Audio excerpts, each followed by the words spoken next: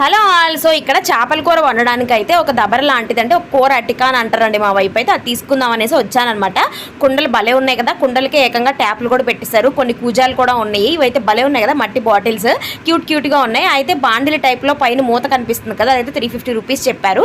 సర్లే అని చెప్పి ఓపెన్ చేసి చూశాను, కానీ బట్ అది చాలా లోతుగా ఉందండి. చేపల కూరకి అలా ఉంటే బాగోదు కదా, ముక్కలు మనం తీసుకోవడానికి అవ్వదు కాబట్టి అది వద్దులేండి ఆంటీ అని చెప్పాను. ఇక పక్కనైతే కొన్ని కూర అటికిల్లా కనపడుతున్నాయా, అంటే చిన్న ఒక దబర్లు గిన్నెల్లాగా, అవైతే మనకు బాగుంటాయమ్మా బ్లాక్వి, ఇది వరకు కాలంలో ఇవే వాడేవాళ్ళు అని చెప్పి చెప్తూ ఉన్నారు ఆంటీ గారు. బట్ నాకైతే వదిలేనంటే బ్లాక్ అంతగా నాకు తెలీదు, రెడ్ ఇవ్వండిలే అని చెప్పి ఒకే ఒకటి ఉండిందండి.